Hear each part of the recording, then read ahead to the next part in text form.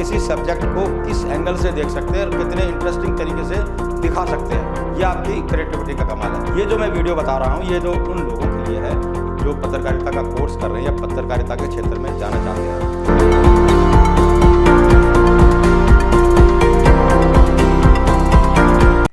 नमस्कार दोस्तों, DDIJ दिल्ली दर्पण इंस्टीट्यूट ऑफ जर्नलिज्म में आपका स्वागत है। आज ये वीडियो मैं केवल हमारे अपने जो स्टूडेंट्स हैं उनके लिए नहीं बना रहा हूँ, बल्कि जो हमारे दिल्ली दर्पण चैनल के हजारों व्यूवर्स हैं जिनके अक्सर हमें कॉल आते हैं, खबरों के लिए कॉल आते हैं और वो ये रिक्वेस्ट करते हैं कि हम अपनी वीडियो हम भेज देंगे, सर आप हमारे इसको चैनल पर चलाइए और जो ये पब्लिक इंटरेस्ट में इस वीडियो को दिखाइए। तो मैं ऐसे उन तमाम लोगों के लिए कुछ टिप्स लेकर के आया हूं कि वीडियो आखिर बनानी कैसे चाहिए, और ये टिप्स उन लोगों के लिए भी बेहद ज़रूरी है जो पत्रकारिता का कोर्स कर रहे हैं। जैसा कि आपको मालूम है, आजकल ज़माना है मोजो जर्नलिज्म का। मोजो जर्नलिज्म यानी मोबाइल जर्नलिज्म। इस मोबाइल के आने के बाद बहुत सारे चैनलों ने अपने तमाम जो रिपोर्टर्स और कैमरामैन्स हैं उनको ये मोबाइल दे दिए हैं, एक ऐप डाउन दे दी है कि आप इससे शूट करके आप तुरंत भेजिए, और बहुत से लोग इसको लाइव भी कर रहे होते हैं। तो मैं आपको ऐसे कुछ टिप्स बताऊंगा जो आपको बहुत मदद करेंगे, बहुत अच्छी क्वालिटी का, और एक न्यूज़ चैनल को किस तरह के वीडियो चाहिए वो उस सब पर मैं आपके बारे में बताऊंगा। हालांकि कैमरे से कैसे शूट करें, हमारे जो आलोक भटनागर हैं, आज तक में 30 साल का उनका अनुभव रहा है, वो उनको सिखा रहे हैं, कैमरे के बारे में तमाम बता रहे हैं, लेकिन मैं आज आपको केवल मोबाइल के बारे में बताऊंगा। हाँ, इसमें एक बात कॉमन है, चाहे आप वीडियो मोबाइल से बना रहे हैं या फिर कैमरे से, तो कुछ जो बेसिक चीज़ें हैं वो भी आपको जान लेना बहुत ज़रूरी है। दोस्तों, सबसे पहले तो मैं आपको बताऊंगा कि शॉर्ट्स कैसे बनाए जाते हैं, टीवी चैनल्स को किस तरह के शॉर्ट्स की ज़रूरत होती है। तो जैसे ये आपका ये मोबाइल है, आप जहाँ कहीं से भी शुरू करें, आप कोशिश करें कि लगभग 6 से 7 सेकंड तक आप उसको स्टिल रखें, और उसके बाद जहाँ आपको जाना है वहाँ जा कर के आप फिर वही 6 से 7 सेकंड आपको रुकना है, और उसके बाद पॉज बटन दबाना है, और पॉज बटन दबाने के बाद नेक्स्ट जो दूसरा शॉट्स है वो आपको लेना है। चाहे ऐसे लेना है, वही फार्मूला आपको अपनाना है कि यहाँ लगभग 6 से 7 सेकंड आप अपने मन में गिनती गिन लीजिए ताकि आपको आइडिया रह जाए। वहाँ से रोकना, और फिर इसको बिल्कुल नीचे ला करके आपको यहाँ से फिर वही आपको 5 से 6 सेकंड रुकना है। ये हो गया कट टू कट शॉट। और कोशिश कीजिए कि एक शॉट यहाँ से बनाया, कुछ देर बाद आपने वो जगह चेंज की, उसके बाद आप उसको फिर यहाँ से बनाए। जो भी शॉट्स बनाए उनकी ड्यूरेशन कम से कम 6 से 7 सेकंड होनी चाहिए। अब वो क्यों होनी चाहिए, मैं उसकी एक बहुत बड़ी मैं आपको वजह बताता हूँ। बड़ी से बड़ी खबरें जो भी, अगर जो लाइव नहीं चल रहा हो, कोई पैकेज के स्टाइल में कुछ खबरें चल रही होती हैं, तो बड़ी से बड़ी खबरें 2.5 से 3 मिनट तक की होती हैं।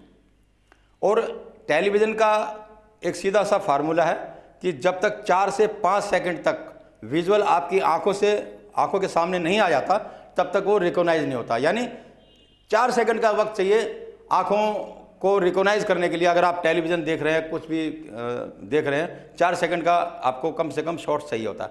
तो जो बड़ी से बड़ी जो स्टोरी होती है वो 2.5 से 3 मिनट की होती है। तो आपको 10-10 सेकंड के शॉर्ट्स बनाने कैसे, सबसे पहले तो मैं आपको बताऊंगा कि शॉर्ट्स को बनाते कैसे हैं। मान लीजिए आप किसी भी बिल्डिंग का शॉर्ट्स बना रहे हैं, तो आप एक लॉन्ग शॉट लीजिएगा। ये पुलिस हेडक्वार्टर है, फिर आप या DCP ऑफिस है, या भारतीय जनता पार्टी का मुख्यालय है, फिर उसके बाद जिससे आप मिलने गए हैं वहाँ उसकी नेम प्लेट या उसके जर्नल शॉट्स या पुलिस के जर्नल शॉट्स, ये सब बने। एक सीक्वेंस होता है। सीक्वेंस के अलावा जो मैंने आपको बताया कि कम से कम 6 से 7 सेकंड का एक शॉट आपको रुकना है, चाहे आप शॉट भी कितने की तरह। जब हम यहाँ से शुरू करते हैं और जब इसको यहाँ तक हम घुमाते हैं तो इसको बोलते हैं पेन शॉट। पेन शॉट मतलब, और ये 90 डिग्री से ज़्यादा नहीं होना चाहिए। ये नहीं कि आप घूम जाएं चारों तरफ, पृथ्वी गोल है ऐसा हो जाएगा। और ऐसे ही जब आप ऊपर से नीचे लेकर के आते हैं, इसको बोलते हैं टिट शॉट।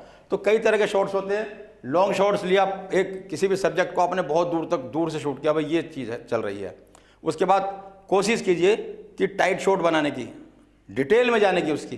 तो मैं सबसे पहले तो आपको बताऊंगा कि शॉट्स होते कितने के तरफ। एक होता है लॉन्ग शॉट, यानी लंबी दूरी से लिया गया शॉट।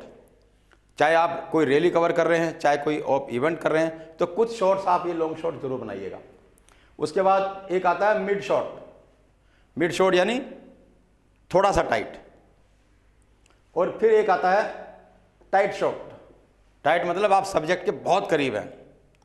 और एक शॉट होता है फिर एक्सट्रीम शॉट्स, यानी बहुत ज़्यादा टाइट। जैसे आप देखते होंगे कभी कभार बनते, कोई लैपटॉप पर आपकी उंगलियां चल रही हैं, स्क्रीन चल रही है, आंखें दिख रही हैं अलग अलग तरीके से। तो ये शॉट्स जो है ना बड़े अच्छे, मतलब उसको इंटरेस्टिंग बना देते हैं आपकी स्टोरी को। एडिटर को भी बहुत मज़ा आता है। एडिटर जैसा कि मैंने बताया लगभग 2.5 से 3 मिनट की कोई भी स्टोरी होती है, तो उस स्टोरी में 2 या 3 बाइट्स होती हैं। बाइट्स ज़्यादातर 20 से 25 मिनट, जिसको इंटरव्यू बोलते हैं आप लोग, उसको बाइट्स बोलते हैं। तो मैक्सिमम जो बाइट होती है 15 से और 25 सेकंड के बीच होती है, और कोई बहुत ज़्यादा हो तो 30 सेकंड भी।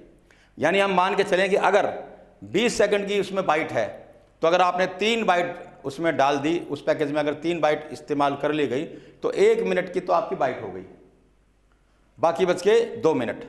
उस 2 मिनट में जैसा कि मैंने बताया कि एडिटर आंखों को स्टेब्लिश करने के लिए 4-5 सेकंड का शॉर्ट्स को चाहिए होता है। इसीलिए एडिटर को कम से कम 6 सेकंड का हम एक शॉर्ट्स बना के देते हैं, ताकि जो वो 2-3 सेकंड का जो शॉर्ट्स है वो कटिंग में काम आ जाए। तो अगर हम 6 सेकंड का हम एक शॉर्ट्स मान के चले, तो 6 सेकंड का एक शॉट हो गया, यानी 10 शॉट हो गए आपके 60 सेकंड के, यानी 1 मिनट का। आपने 20 से 25 शॉट्स बना लिए अलग अलग तरीके से, तो यकीन मानिए आपकी स्टोरी न केवल बहुत अच्छी एडिट होगी, बल्कि बहुत स्पीडली एडिट होगी, बहुत जल्दी एडिट होगी। और उसके बाद आप कैमरे से खेल सकते हैं अलग से। जैसे ट्रिक शॉट्स है, कैमरे चाहे वो मोबाइल कैमरा हो, चाहे वो आपका DSLR हो या वीडियो कैमरा हो, हम जिन आंखों से जिस चीज़ को नहीं देख सकते, कैमरा उस आंखों से उस चीज़ को दिखा सकता है। उसको ट्रिक शॉट बोलते हैं। आप कभी जो बड़े चैनल हैं आप उनको देखिएगा तो आपको ये सब चीज़ें फ़र्क समझ में आ जाएगा। तो कम से कम मैंने बताया 20 से 25 शॉट आपको चाहिए। वही चीज़ जैसे मैंने बताया कि आपको ज़्यादा ऐसे हिलाना नहीं है कैमरे को ज़्यादा। शॉट्स बहुत सांस रोक करके, अच्छा जिन लोगों को प्रैक्टिस हो जाएगी वो देखेंगे कि आराम से स्मूथली सब कर पाएंगे। लेकिन शुरू में आपका बहुत ध्यान रखना है, बहुत ही एकदम स्टेडी करके सांस रोक करके, फिर आपको ऐसे धीरे से यूँ उसको घुमाना है। फिर इसमें एक पॉज का बटन होता है, उस पॉज के बटन को दबा दीजिए, वो वहीं हो जाएगा। फिर आप अपना एंगल बदल दीजिए। मान लीजिए हम यहाँ से ले रहे हैं और फिर यहाँ तक आ गए, और ज़रूरी नहीं है कि ऐसे ऐसे हिलाएं या ऊपर नीचे हिलाएं।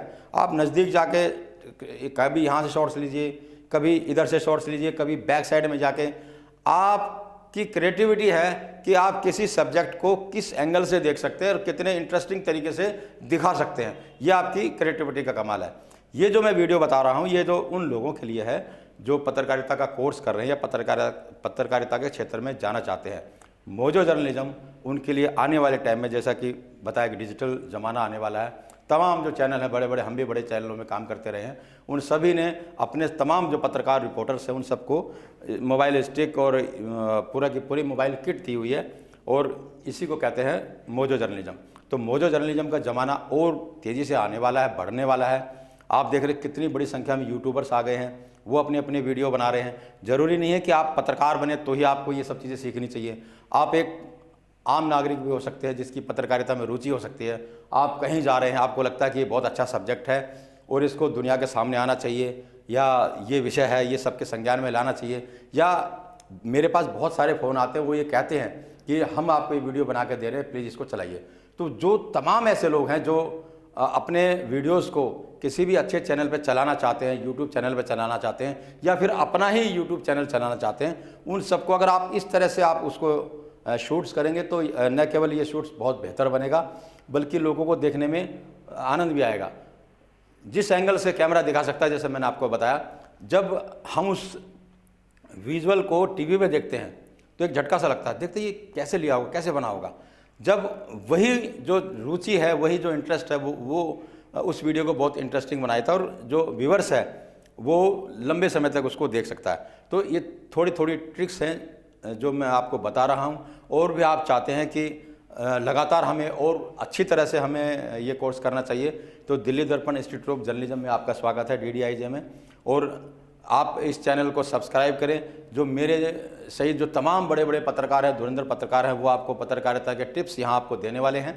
और जिनकी भी रुचि है, जो ऑनलाइन पढ़ना चाहते हैं या जो जिनको लगता है कि वो अफोर्ड नहीं कर पाते, रेगुलर क्लासेस अफोर्ड नहीं कर पाते, आप इस चैनल में आइए। आपको तमाम जो बड़े बड़े पत्रकार हैं, जो जिनको लोग देखते हैं टीवी पे, जिनको लोग पढ़ते हैं, अखबारों में पढ़ते हैं, वो आपको यहाँ पर आकर के पत्रकारिता के टिप्स देंगे।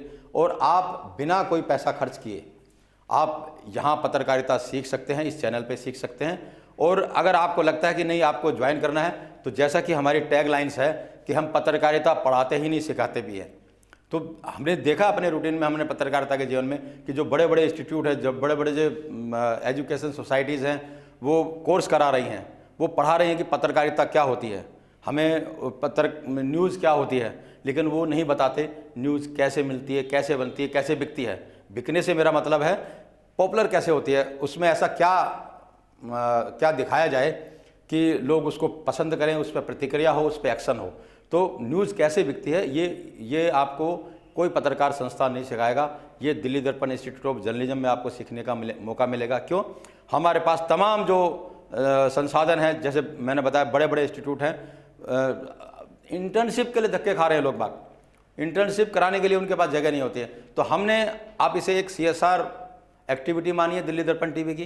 दिल्ली दर्पण टीवी अखबार है, मैगजीन है, अपनी पत्रिका के नाम से साप्ताहिक अखबार है, और सोशल मीडिया के सभी प्लेटफॉर्म पे ये उपलब्ध है। लगभग 10 से 12 लाख सब्सक्राइबर व्यूवर्स इसमें हैं जो लगातार उसको देख रहे होते हैं। तो आप बिल्कुल, अगर आपकी रुचि है, आप अपने इस फोटोग्राफी के लागू, ये मत सोचिए कि मुझे पत्रकार ही बनना है या मुझे जर्नलिज्म में जाना है या मुझे कैमरामैन बनना है। आप अगर एक आम आदमी भी हैं और आपकी रुचि सोशल मीडिया में है, आप अपने ही प्रोडक्ट को अगर आप अच्छे से शूट करके आप उसको पब्लिश करना चाहते हैं, उसकी डिजिटल मार्केटिंग करना चाहते हैं, तो ये मोबाइल्स के टिप्स आपके लिए बहुत ज़रूरी है। आपको कोई बहुत बड़ा कैमरामैन हायर नहीं करना है, आपको कोई कहीं किसी स्कूल में जाने की ज़रूरत नहीं है, कहीं कोई सीखने की ज़रूरत नहीं है। आप दिल्ली दर्पण टीवी इंस्टीट्यूट ऑफ जर्नलिज्म में या तो आप क्रैश कोर्स भी कर सकते हैं, 2-3 महीने का कोर्स भी कर सकते हैं, या आप रेगुलर फॉलो करके भी, आप संपर्क में रह करके भी आप जो वीडियोग्राफी है, मोबाइल के थ्रू वीडियोग्राफी है, वो भी सीख सकते हैं। चाहे आप फोटोग्राफी में आपकी रुचि है, आपकी वीडियो एडिटिंग में रुचि है, आपकी ग्राफिक डिज़ाइनिंग में रुचि है, आपकी एंकरिंग रिपोर्टिंग में रुचि है,